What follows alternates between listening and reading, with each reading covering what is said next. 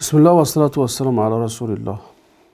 در حلقه گذشته ما درباره ویژگی‌های زمانی و مکانی نیم جزیره عرب و بعضی ویژگی‌های خاص خود عرب ها صحبت کرده بودیم که سبب شد الله تعالی تحمل این دعوت را به اهل اون نیم جزیره واگذار کند. یکی از ویژگی‌های گفتم اونجا مثلا پیامبر صلی الله علیه و آله امی بودند، با خواندن نوشتن نمی‌دونستند، چخیلی که الله تعالی در قرآن میگوید که و ما كنت تتلو من قبله من کتاب ولا تخطه بیمینک اذا لارتاب المبطلون. تو پیش از این نه کتابی رو می‌خوندی و نه چیزی رو می‌نوشتی، اگر که این طور میشد انسان‌های مبطل و انسان‌های غرضناک حتما شک و تردید می‌کردند و تهمت می‌کردند که تو این کتابی که آوردی این نتیجه فکری، نتیجه خوندنی تو از کتاب‌های دیگر است و از آنها تو به این کتاب نقل کردی و از خودت چیزا رو زیاد و کم کردی و برای ما پیشکش کردی استادی. در حالی که الله تعالی پیامبر صلی الله علیه و سلم رو ما همچون پیامبر و مبلغ معرفی میکند و بارها در قرآن تاکید میکند که محمد علیه السلام هر چی که میبرد این سخن خدا هست و در جای تو محمد علیه السلام رو تهدید میکند، میگه که با یک شیوه تهدید آمیز میگوید که ولو تقول علینا بعض الاقاویل، مشرکای مکه اگر این محمد برای ما یک دروغی بندد، یک چیزی رو زیادی کند یا چیزی رو کم کند، ما او رو میگیریم و پارا پارا میکنیم و کسی از شما از او دفاع کرده نمیتواند. یعنی که محمد علیه السلام جز مبلغ و رساننده سخنهای الله تعالی برای بشریت نیست. بنابراین محمد علیه السلام خودشون رو هیچگاه همچون یک شخصی فرزانه یا اینکه راهبری سیاسی یا اینکه یک سرلشکر یا اینکه یک صاحب فکر معرفی نکردن. همیشه خودشون را عبده و رسوله میگفتن، بنده خدا و فرستاده خدا است. ویژگی‌های حلقه های ما این است که دوستان عزیز، ما فقط تکیه بر روایت های صحیح میکنیم و حد الامکان از روایت های ضعیف دور میشویم و روایت های بافته رو اینجا نمیاریم، زیرا که بعضی از روایت هایی که بافته هستند یا سند هایی ندارن سیره رو با یک خرافات و یک اسطوره تبدیل داده است. بنابراین به کتاب های معین تکیه میکنیم و نام این کتاب رو ما در زیر نوار خواهیم آورد که به کدام کتاب ها تکیه کرده ما این معلومات ها رو جمع کرده استادیم. شخصیت پیامبر علیه السلام این یک شخصیتی است که محدود به یک زمان و مکان نیست. گرچه که محمد علیه السلام در عصر 6 یا در عصر 7 گذشتند، تا حال تاثیر پیامبر علیه السلام رو در تمدن بشریت دیده می شود، در فرهنگ بشریت دیده می شود، در سیاست و در اجتماعیات و در اقتصاد و در همه چی تا امروز که تأثیر پیامبر علیه السلام ملموس است. بنابراین میتونم گفت که سیره پیامبر علیه السلام یک کلیدی هست برای فهم تاریخ اسلامی، کلیدی هست برای فهم قرآن و سیره پیامبر علیه السلام این نمونه عملی تطبیق قرآن برای به زندگی هست.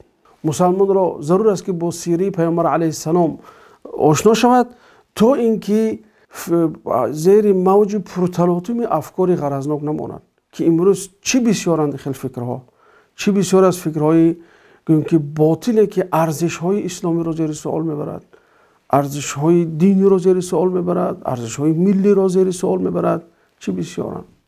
و آشنایی با سیره برای انسان همچون یک جوشنی هست که از این فکرهای بد و از این موجهای پرتلاطم او را حمایه خواهد کرد.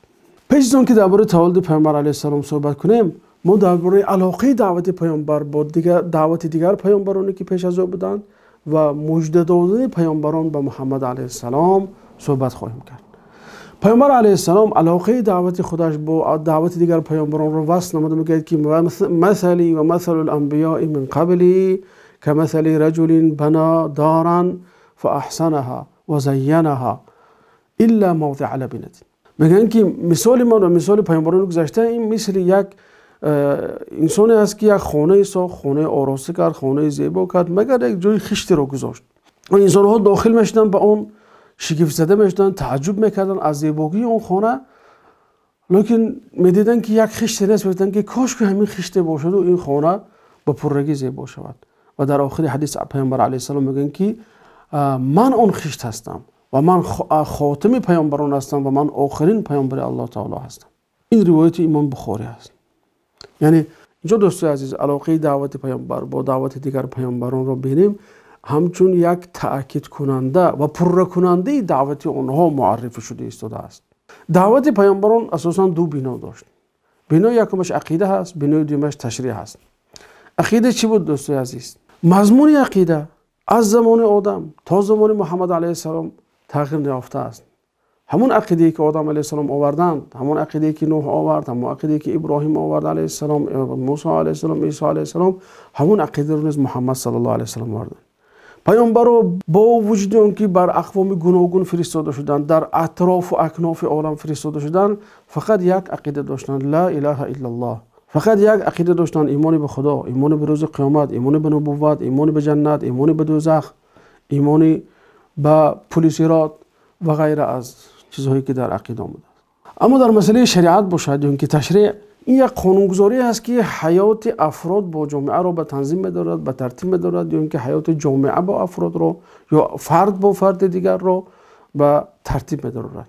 تشریع مثل عقیده یک چیز خبری یا که اخباری نیست، بلکه تشریع یک چیز انشایی هست که به صورت در وقت قانونگذاری شدن یا شریعت شدن ویژگی های همون قوم، ویژگی های همون اقلیم، ویژگی های همون سرزمین به اعتبار گرفته میشد و بعد از آن قانون گذاشته یا اینکه شریعت گذاشته میشد تا حیات دنیوی و اخروی بندگان را به تنظیم درآورد و منفعت آن را رعایت کند.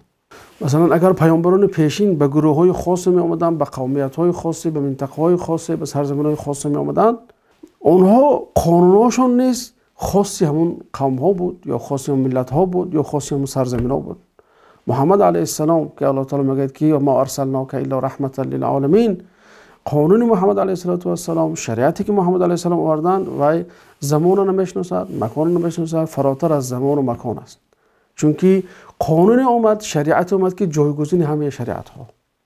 از این گفته ها معلوم می شود که چیزی به نام دین های گوناگون آسمانی وجود ندارد. یک است، دین های آسمانی همش رسالتش یک است، این تبلیغ عقیده اسلامی و تبلیغ یکه و یگانگی الله تعالی است که در این آدم علیه السلام تا محمد علیه السلام ادامه کرد. اما شریعت های گوناگون آسمانی بله وجود دارد، مثلا شریعت موسی، شریعت عیسی، شریعت ابراهیم علیه، شریعت محمد علیه السلام و شریعت محمد علیه السلام آمد و همه اون شریعت ها را بکار کرد. جایگزین همه این شریعت ها هست، مهیمنا علیه، یعنی که یک شریعتی است که همه اونها را جایگزین شد و تا روز قیامت خواهد رفت. یک چیزی را باید بیان کنم که ما نباید که بین موسی علیه السلام و یهودیت امروز آمیخته کنیم، بین عیسی علیه السلام و نصرانیت امروز آمیخته کنیم، چون که امروز نصرانیت محرف است، تحریف شده از دست انسان در آمد این کتاب را تغییر داده است و این چنین یهودیت محرف است، تحریف شده است و دست انسان در آمده بعضی احکام آن را کم و زیاد کرده است. ما درباره دعوت عیسی علیه السلام و دعوت موسی علیه السلام صحبت کرده استادیم. بنابراین خواهش میکنم که بین این دو چیز آمیختگی پیدا نشود. خب ما در بدایت گفتیم که در عنوان گفتیم که درباره مژده پیامبران صحبت خواهیم کرد. مژده پیامبر علیه السلام میگن که انا دعوت ابی ابراهیم، من دعای پدرم ابراهیم هستم. چون که ابراهیم علیه السلام وقتی هاجر و اسماعیل در مکه گذاشته رفتن شدند، دعا کردن که ربنا وبعث فیهم رسولا منهم یتلو علیهم آیاتک و یعلمهم الکتاب والحکمه. ای خدایا بالا اینها یا پیامبری از خود اینها بفرست که برای آنها کتاب تو را، آیاتهای تو را تلاوت کند. و بشرا عیسی گفتند و من مژده عیسی هستم. عیسی علیه السلام میگن که و مبشرا برسول یاتی من بعد اسمه احمد، یعنی که من مژده دهنده هستم، یعنی که عیسی همچون مژده دهنده آمد بر رسولی که بعد از او خواهد آمد که نام او احمد است. و عطا ابن یسار از عبدالله ابن عمرو بن العاص رضی الله عنه صحابی پیامبر علیه السلام پرسیده میگوید که آیا پیامبر صلی الله علیه و سلم در تورات وصف شده اند؟ عبدالله ابن عمرو میگوید که بله وصف شدند، آنچنان که در قرآن وصف شده اند. در تورات آیت به معنای یا ایها النبی انا ارسلناک شاهدا و مبشرا و نذیرا آمده است، یعنی که ای پیامبر ما تو را همچون شاهد و گواه و همچون مژده دهنده و همچون بیم دهنده فرستادیم. و الله تعالی در دامش میگه که من تو را پناهگاه عرب قرار دادم، میگه پناهگاه مردمی امی قرار دادم، تو بنده من هستی و تو فرستاده من هستی، تو را متوکل نام کردم.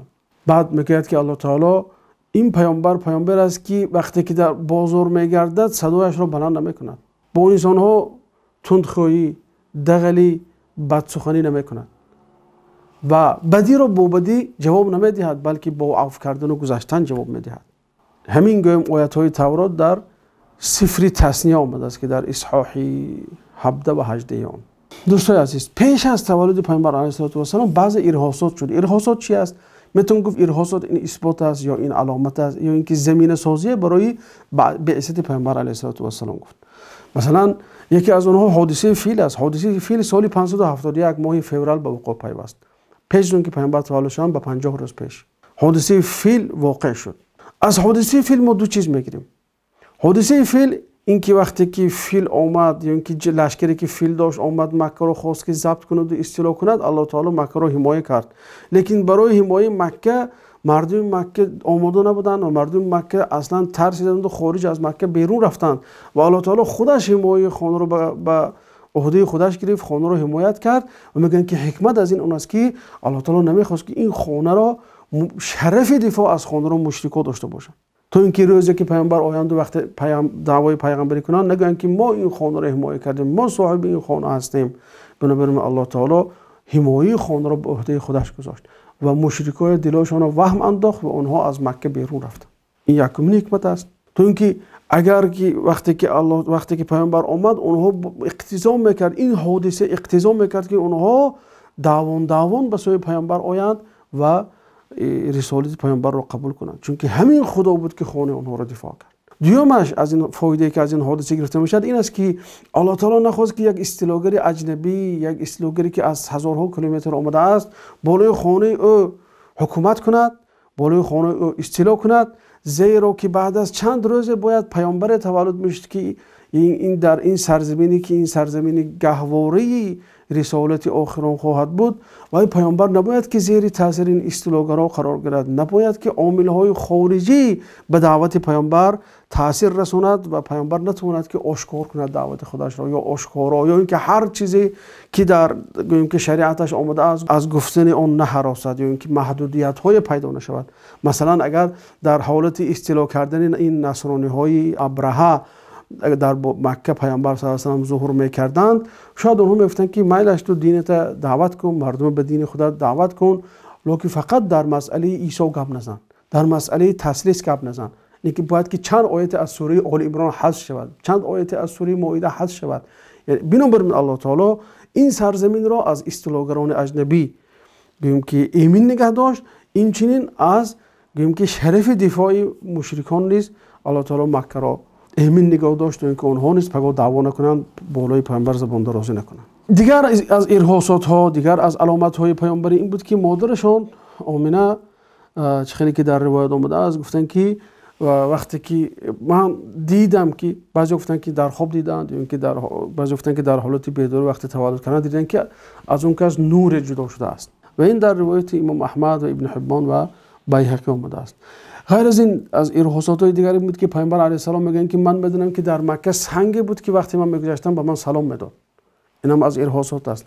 در حدیث بخاری آمده است که مادرمان عایشه میگن که پیامبر علیه السلام اولین که سرشوی پیغمبریشان این بود که خوابی راست میدیدن، یعنی که هر چی که در خواب میدیدن روزانه اون واقع میشد.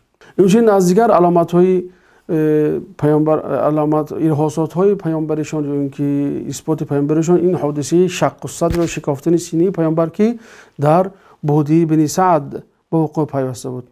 خیلی که حضرت انس میگن در حدیث مسلم من اثری همون که دختگی یا اینکه دختگی که بعد از عملی جراحی در سینه پیامبر بود میدیدم میگن، یعنی که این در حقیقت واقع شده است و اولین میتون گفت که اولین جراحی قلب در تاریخ بشریت است. و غیر از که ارهاصات دیگر که به سبب تنگ بودن وقت ما نمیتونیم همه اون رو برایشون نقل کنیم و به این قدر اکتفا میکنیم و انشاءالله امیدواریم که از این حلقه شما استفاده برده باشید و الله تعالی شما را در پناه خودش نگه دارد.